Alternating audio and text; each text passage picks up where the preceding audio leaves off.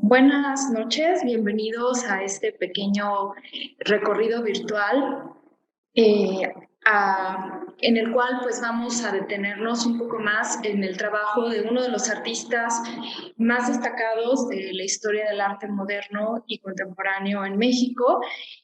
Un artista que por los alcances, por la experimentación, por las exploraciones plásticas que realizó en su obra, eh, ha sido fundamental para muchos escultores, para muchos artistas que trabajan con la tridimensionalidad.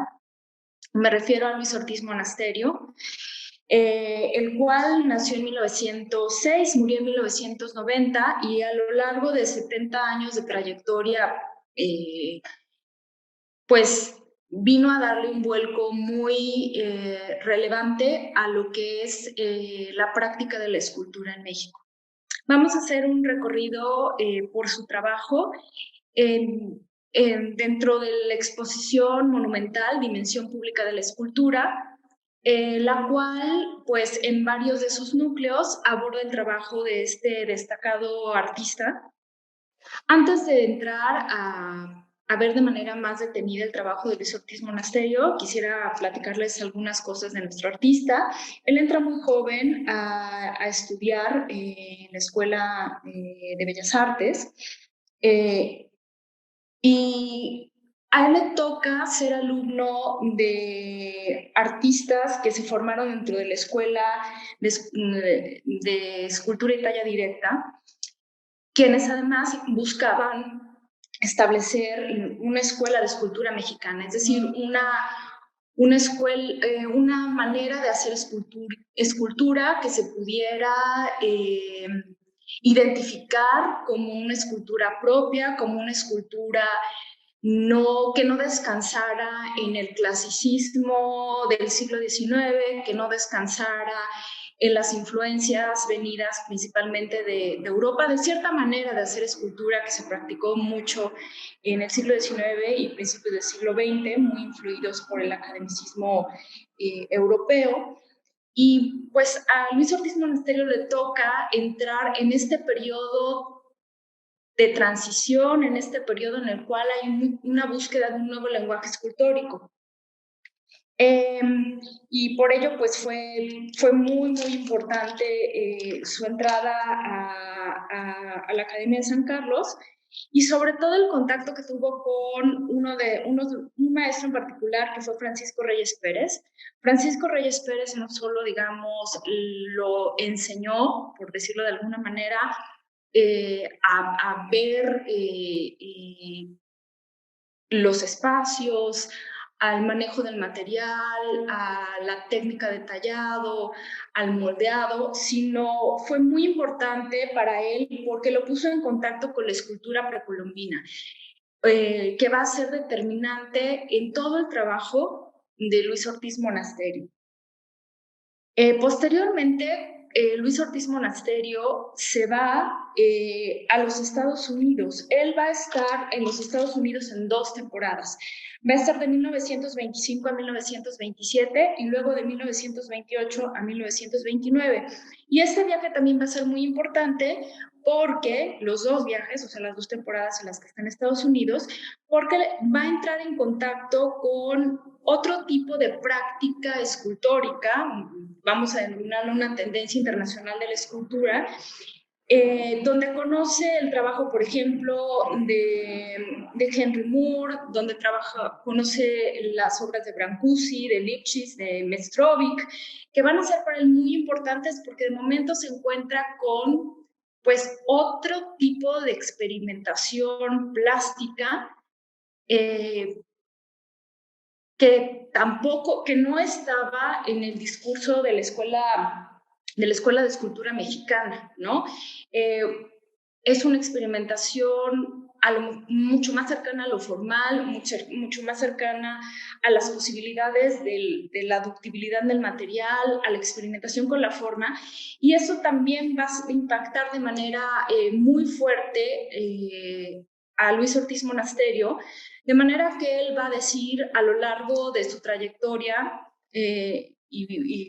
y críticos como Justino Fernández, como Maristela Duarte, como Raquel Tibol, todos van a señalar que estas dos influencias, tanto su estudio de la escultura precolombina como el contacto con estas vanguardias internacionales o con la escultura que se estaba haciendo en otras, principalmente con la que entra en contacto los Estados Unidos, van a permear a lo largo de toda la obra de Luis Ortiz Monasterio en un diálogo constante. No van a estar opuestas, sino van a estar en constante diálogo. Y ahora sí, pues vamos a entrar a este primer núcleo.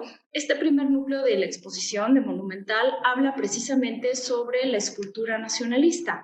Y bueno, ¿qué era la escultura nacionalista? ¿A qué nos estamos refiriendo con la escultura nacionalista?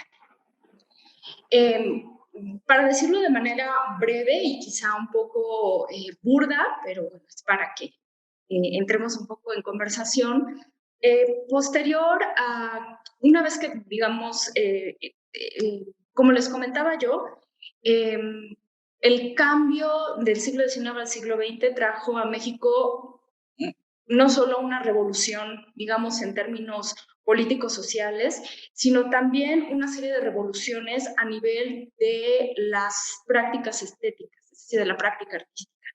Y había la necesidad, había la inquietud de generar un lenguaje artístico propio, por un lado, pero por otro lado vamos a tener también que hay una consolidación institucional y una consolidación de un Estado nacional que está muy fracturado todavía tras la guerra revolucionaria, está muy fracturado, hay muchos cismas, hay muchas rupturas y una de las políticas que va a tener el Estado mexicano, digamos, para intentar un cierto grado de cohesión o una búsqueda de una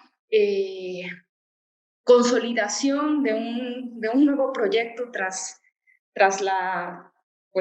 lo sucedido, tras el cisma, es a través de generar una identidad colectiva o una posibilidad de identificarnos colectivamente, es decir, de reconocernos como parte de un Estado moderno, ¿no? De una nación que ya pasó por una revolución y que entra en un nuevo periodo de vida. Y una política para poder hacerlo fue a través de la generación de una escultura pública que vamos a denominar una escultura cívica. Es decir, es a través de insertar en plazas, en parques, en edificios, a través de monumentos, esto es lo importante, a través de monumentos, un reconocimiento colectivo, es algo que nos permitiera reconocerlos colectivamente, identificarnos, digamos, como parte de una nación y reconocerlos también como sujetos históricos, es decir, como parte también de un discurso histórico. De manera que pues se encargaron muchos proyectos de índole monumental o mucha escultura cívica, es decir, estas esculturas para ser colocadas en estos lugares que les comenté.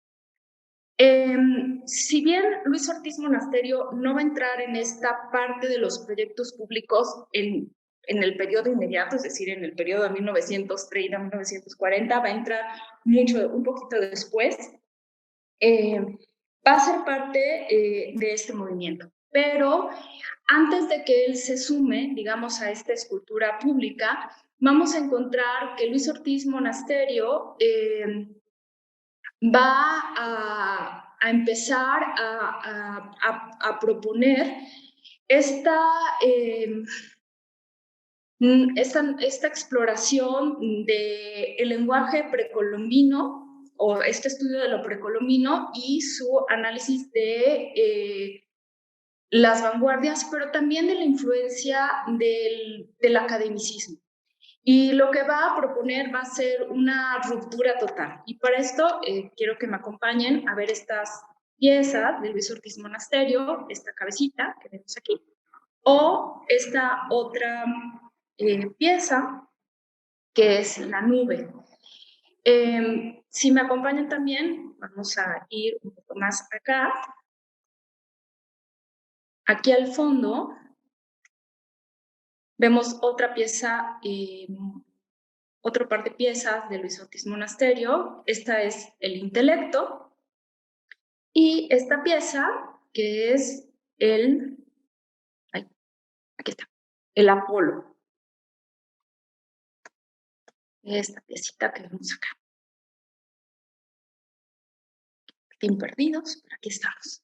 Bueno, estas piezas de Luis Ortiz Monasterio, si nosotros como les comentaba, si las observamos con detenimiento, ya nos muestran el camino hacia donde va a ir el artista. Lo que vamos a ver en estas piezas que formalmente vamos a ver que se caracterizan por ser piezas muy sólidas. Se sienten, por un lado, pesadas, es decir, vamos a tener volúmenes contundentes, bordes redondeados, ¿no? Los bordecitos aquí redondeados, así muy redondeados, solidez, o sea, vamos a sentirlas sólidas, pero por otro lado hay un contraste muy interesante, por ejemplo, con las líneas verticales. Por ejemplo, el Apolo tiene por este lado, por un lado, esto que les comentaba, este carácter así pesado, pero por otro lado tiene esta ligereza, esta manera de ir hacia arriba. Por otro lado, vemos también que Luis Ortiz Monasterio incorpora elementos que remiten a lo mecanicista, elementos que remiten a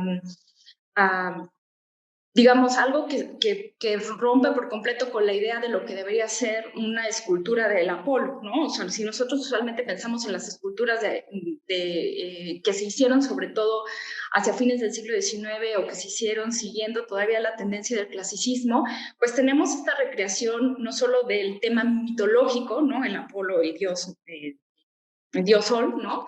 Por decirlo de alguna manera, sino también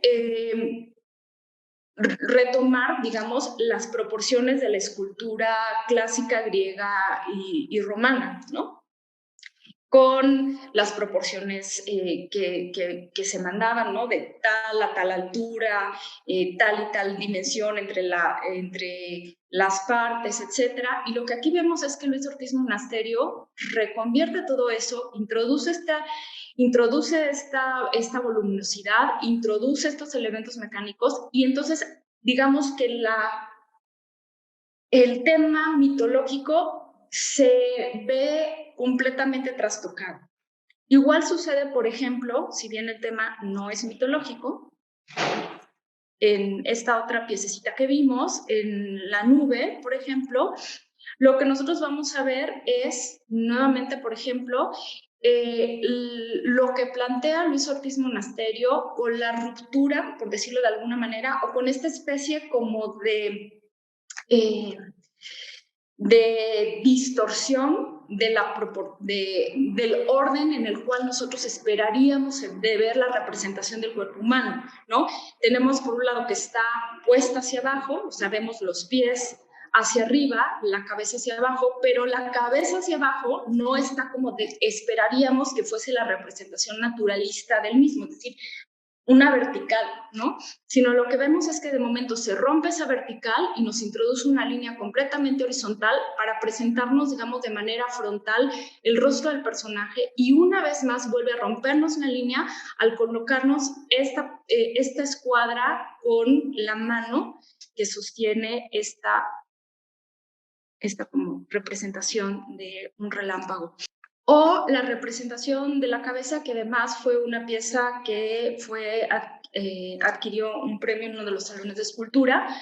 Esta pieza, por ejemplo, igual, no estamos viendo la representación ni por un lado de una talla clásica, porque también este tipo de escultura de las cabezas también era un ejercicio común en el clasicismo, o sea, no estamos viendo ni las proporciones que esperaríamos ver en este tipo de piezas, es decir, estas proporciones cercanas a la belleza de la tradición occidental, sino que recupera muchas de las soluciones formales y soluciones estilísticas que se empezaron a practicar en la Escuela de Escultura Mexicana, incorporando nuevamente el volumen, o sea, un volumen muy pesado, de alguna manera nos remite no solo el volumen, sino los rasgos de la cara. Son rasgos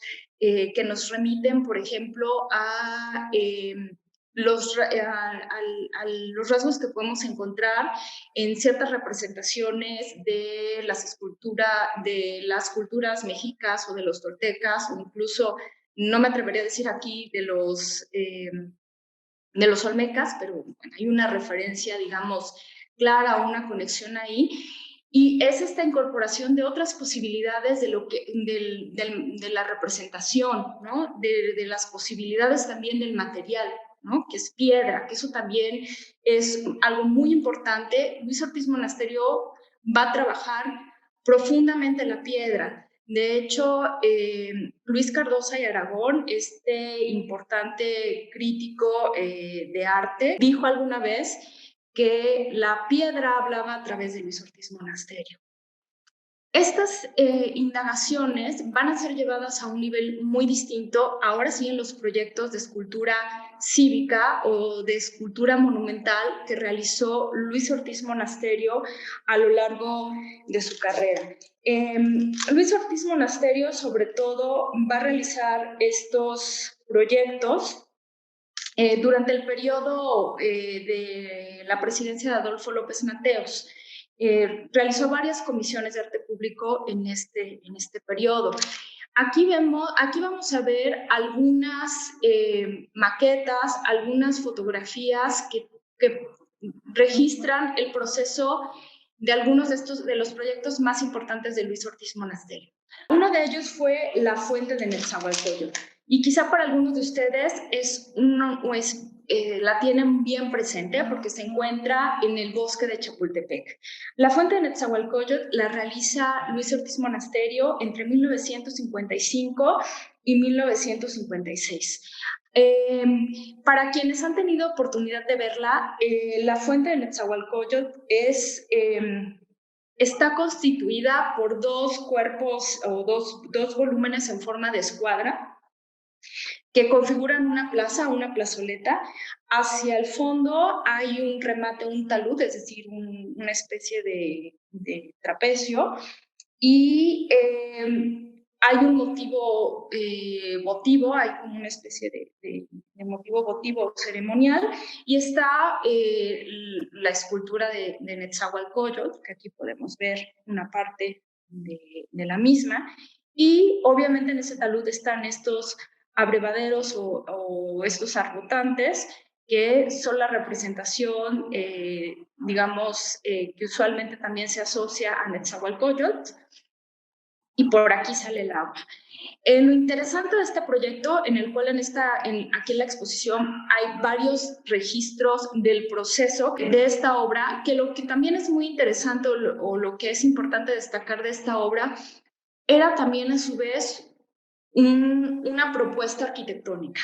Es un proyecto que no solo está contemplando la realización de una escultura, de un monumento, como podría ser Netzahualcóyotl, sino que está concibiendo el espacio de una manera integral.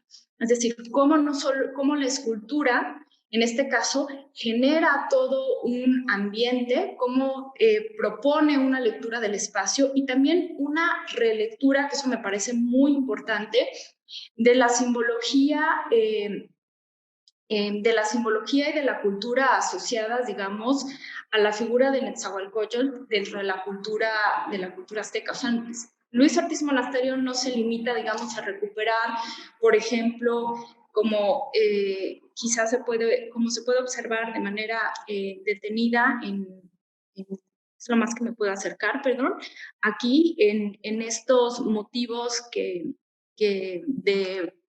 en este plano donde se encuentran diagramados los motivos o los símbolos de Texcoco, Tenochtitlán y Tecopan Alto, que son los relieves que va a realizar posteriormente en la fuente. O sea, no solo es una investigación, digamos, iconográfica, sino también una investigación profunda de cómo, a partir obviamente de la información disponible, de la organización del espacio en la época precolombina, pero ¿De qué manera se le puede dar una lectura completamente contemporánea en ese momento? Y de qué manera va a generar un diálogo con el paisaje y con la funcionalidad también que demanda el tipo de proyectos. Es una fuente, o sea, ¿cuál es el sentido de este tipo de objeto en este espacio público que es el bosque de Chapultepec? Aparte, ¿no? Un espacio, es un diálogo con la naturaleza y Luis Ortiz Monasterio lo resuelve de una manera magistral. Otro de sus proyectos que van a ser muy relevantes durante esta época van a ser el frontispicio de la Escuela Normal para Maestros, que si también es en otro momento que las condiciones sanitarias sean mucho más óptimas, pues pueden ir a dar una visita a la escuela normal para ver el frontispicio de manera directa. El frontispicio lo realiza entre 1946 y 1948 y consta de, aquí podemos ver de nueva cuenta imágenes de la realización del mismo, cuenta de 14 paneles. Están divididos a la mitad. Entonces, una mitad narra, digamos, el desarrollo de la cultura occidental en general. Entonces, cuenta, digamos, la historia, obviamente un tipo de historia, o una lectura de la historia en la cual nos narra pues, el desarrollo de la cultura desde la tradición judeocristiana, pasando por los griegos, pasando por los romanos, etcétera, etcétera, etcétera. Y el otro lado muestra el desarrollo de la cultura mexicana, que parte, digamos, de las culturas prehispánicas y continúa hasta la etapa de la revolución, obviamente consolidada o centrada en el maestro como esta figura simbólica emergida del proceso revolucionario. Entonces, es bien interesante. Lo interesante del frontispicio, de nueva cuenta, es este diálogo que está trazando Luis Ortiz Monasterio entre una lectura universal y entre una lectura mucho más focalizada, centralizada en lo que entendemos por lo mexicano, pero también en la innovación de nueva cuenta formal. El frontispicio pues son relieves, es decir, es una incorporación tridimensional, pero también es un ejercicio de integración plástica, es decir, la escultura se concibe no como un añadido del edificio, es decir, no como un añadido decorativo sin mayor trascendencia, sino como parte sustancial de la arquitectura, como parte integral del todo, ¿no?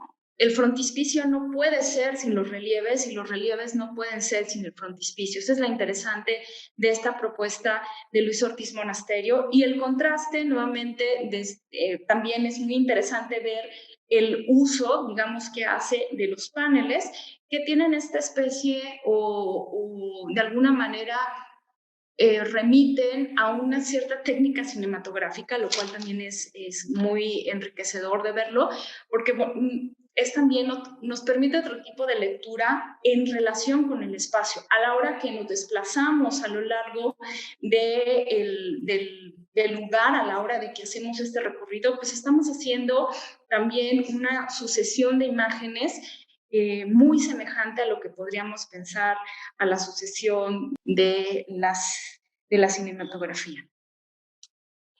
Y otro proyecto con el cual quisiera, digamos, concluir esta parte de la exploración del trabajo de Luis Ortiz Monasterio en este núcleo es lo que realizó en la Unidad de Independencia. La Unidad de Independencia es un multifamiliar, es un conjunto habitacional del Instituto Mexicano del Seguro Social.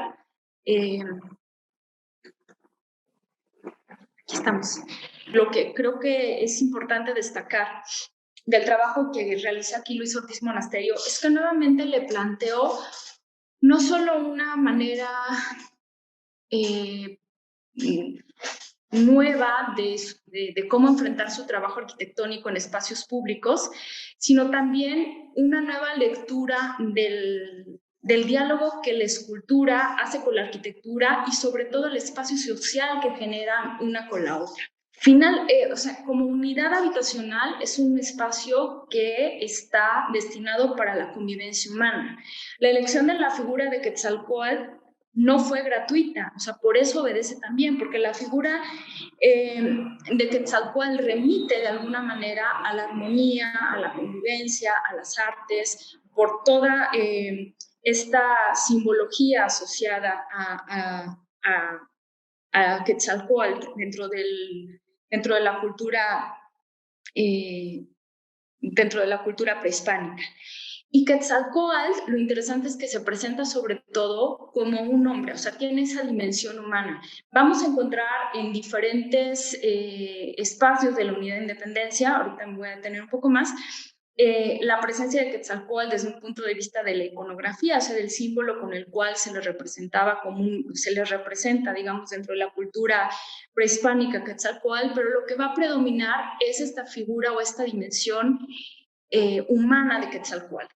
Aquí lo que vamos a ver son tres bocetos o tres maquetas de estos estudios preparatorios que realizó Luis Ortiz Monasterio, que después los va a llevar a cabo ya de manera espacial, ¿no? Luis Ortiz Monasterio en la Unidad de Independencia va a realizar distintos proyectos. Por un lado va a estar la escultura de Netzahualcóyotl, de Quetzalcóatl, me disculpa, la escultura de Quetzalcóatl.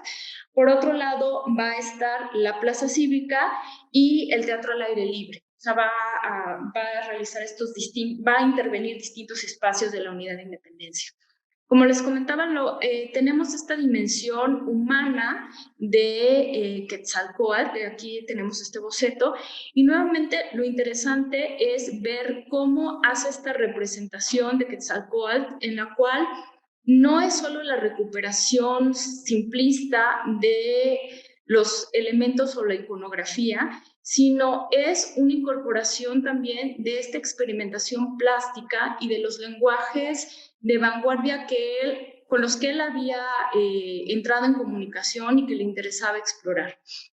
Sí hay esta recuperación de las formas pesadas, las formas sólidas, pero por otro lado, repito, hay una constante ligereza enfatizado por las líneas verticales. En el caso, por ejemplo, de la Plaza Cívica y el Teatro al Aire Libre, donde vamos a encontrar, por ejemplo, esta representación nuevamente de Quetzalcóatl, vemos esta combinación de las columnas, que igual, de nueva cuenta, rompe con nuestra expectativa de ver una columna griega clásica tradicional con su capitel, y vean el tipo de capitel que nos presenta. Es un capitel en escuadra, completamente geometrizado, y luego vemos la base. Pues la base es esta representación que de nueva cuenta está incorporando, digamos, lo que él analiza de la escultura prehispánica, pero con estas nuevas propuestas de la arquitectura y del lenguaje de vanguardia. En este espacio también ustedes van a encontrar otros bocetos y proyectos de obras que o bien sí se realizaron o bien fueron propuestas que no del todo cristalizaron, pero que dejan ver la profundidad del análisis, del estudio del espacio, del estudio de los elementos, de la meticulosidad con la que trabajó Luis Ortiz Monasterio.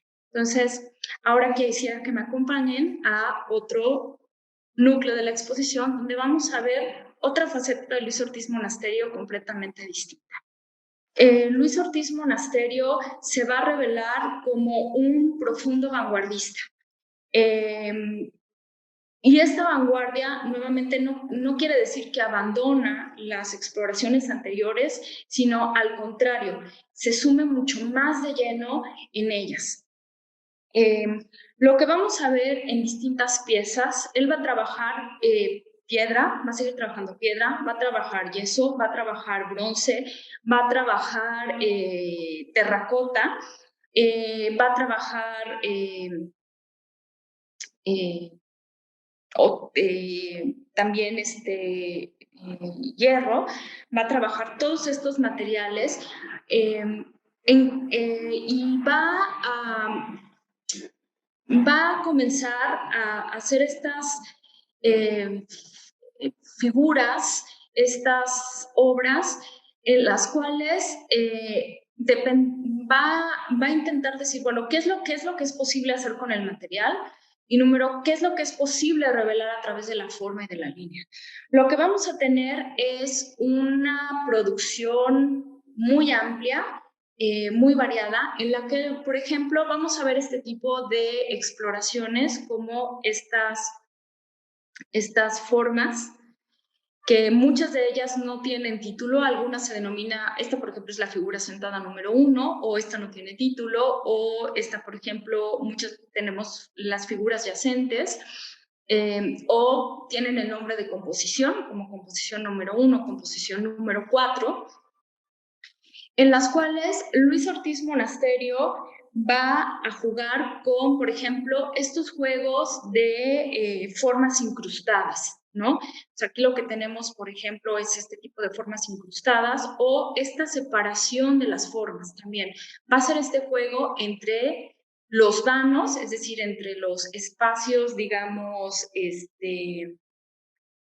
donde hay aire, como decimos, y los macizos, o sea, donde se unen y donde hay separación, y donde vamos a ver como esta especie de fragmentación. Entonces, lo que nos encontramos es que la piedra, pues no solo tiene una tridimensionalidad, ¿no? Entendida como una sola posibilidad, sino que es capaz de desplegarse en múltiples tridimensionalidades. Vamos a encontrar también en estas piezas eh, una geométrica irregular, ¿no? Son exploraciones geométricas, pero de carácter completamente irregular, es decir, no vamos a ver el clásico trapecio, el clásico círculo, el clásico triángulo, sino, pues de momento dice, bueno, ¿qué es la geometría? Y nos da todas las posibilidades de las formas que puede generar la materia. Aquí también, por ejemplo, lo vemos. También, por ejemplo, va a jugar con las acalanaduras, es decir, con los canalillos que se pueden generar. Y eh, vamos a ver también estos círculos agrupados y en tensión, y vamos a encontrar también una liberación de la forma y una dinámica bien interesante. Por ejemplo, en la composición número 1, que es esta que está aquí, es bien interesante ver cómo de momento la piedra se nos revela tan profundamente dúctil y elástica que es capaz de anudarse en sí misma. Eh, También estas exploraciones, si ustedes ponen un poco más de atención, los van a remitir en mucho, obviamente, a los glifos prehispánicos que ya habíamos visto en su indagación de la escultura cívica, pero obviamente interpretados de otra manera, obviamente llevados a otra dimensión de exploración plástica. Esta figura, por ejemplo, también nos remite muchísimo a ciertas estructuras presentes en el arte precolombino o de manera quizá parecería alejada, pero si nosotros buscamos la relación la vamos a encontrar al chacmol, ¿no? A esta figura, a este elemento muy predominante de ciertas culturas prehispánicas, estas figuras sedentes, pues estas son figuras que yacen o figuras sentadas también, o sea, parte de esa exploración, pero pues la lleva a otro nivel completamente distinto, se va hacia el nivel de la forma, pero no se queda con solo representar, digamos, eh, la, la dinámica, sino que pues sigue indagando hacia dónde más puede ir, ¿no? Hacia qué tanto más se puede fracturar, qué tanto más se puede liberarse la forma del material, por expresarlo de una forma. Luis Ortiz Monasterio también realiza en este periodo estas esculturas policromadas. Algunas en yeso, principalmente en yeso, es donde principalmente las realiza, como esta figura que no tiene título, también las realiza en cemento, esta es una figura sentada, o esta otra figurita que está por acá, que quizá es un poco más cercana a lo figurativo. Pero de nueva cuenta vemos cómo Luis Ortiz Monasterio establece este diálogo entre el geometrismo, la abstracción, que está presente en mucho de la escultura de esa época, de otros artistas, por supuesto, que también está presente en la pintura, que está presente en otros elementos y en otras disciplinas artísticas, pero con un elemento que él afirma en varias ocasiones, está totalmente vinculado con la cultura prehispánica, que es la tintura, ¿no? Él esta idea de la escultura policromada la retoma al 100% de lo que él observa en las decoraciones prehispánicas, en la cerámica, en edificios, y explora la posibilidad de hacer este tipo de trabajo con el material, ¿no? Entonces empieza a explorar con estas figuras, con esta policromía en la escultura, que no se limita, digamos, a pinto la piedra, ¿no? O pinto el cemento, sino es un resultado de una indagación de cómo se combinan los materiales, cómo se combinan las tinturas, cómo se generan procesos de oxidación o cómo se generan procesos de reducción entre la piedra o entre la vinílica, etcétera, que es lo que le da el color a las piezas, y lo que además también cómo el color genera otro tipo de profundidad u otro tipo de volumetría, ¿no? A veces nos puede dar una sensación a lo mejor de mayor lateralidad, es decir, o verticalidad, o nos puede dar una sensación, por ejemplo, de mayor volumen o pesadez hacia las bases. En esta sección, por ejemplo, vemos cómo realiza el trabajo a distintas escalas y con distintos materiales. Obviamente son trabajos exploratorios antes de llegar a la pieza final, donde, por ejemplo, vemos cómo lo trabaja primero el molde en plastilina, posteriormente trabaja el molde en yeso, posteriormente trabaja el molde en bronce o en algún otro material con el cual quiere dar el acabado. Pero obviamente la realización, digamos, o el estudio de la pieza en diversas escalas y en diversos materiales, le da a Luis Ortiz Monasterio la posibilidad de indagar muchísimo sobre lo que puede hacer con ello, y daba cuenta los juegos que puede hacer con la abstracción, con los elementos que con la dinámica, por ejemplo, de las piezas, que a veces no lo contemplamos tanto en la escultura. Pensamos mucho en el volumen, pensamos mucho en el material, pero a veces pensamos que la idea de la dinámica está alejada de la escultura, y no, hay una dinámica presente, es decir, hay una energía que nos da una sensación de movimiento en el sentido más amplio del término. Por ejemplo, estas tres figuras sentadas, pues nos dan una sensación de movimiento, ¿no? Y nos da esa sensación de movimiento por, nuevamente, el contraste que se genera entre la verticalidad de las piezas, la línea horizontal y el juego entre los vanos y los macizos. Y obviamente la estructura abstracta tendiente a los cuadrados y las escuadras. Pero en vez de darnos una pieza que se siente digamos, estática, tenemos una pieza muy sólida, pero que se siente en constante movimiento, que se siente como movimiento, que pareciera flotar, que parece, esas, o sea, no solo nos dan la idea de, o la sensación de que en efecto las figuras están sentadas, sino que hay una especie de tensión dinámica entre cada una de ellas. Esta exploración también la vamos a ver, por ejemplo, en otro tipo de figuras que realiza, que son figuras también muy cercanas a una figuración abstracta, verticales. Vamos a llegar.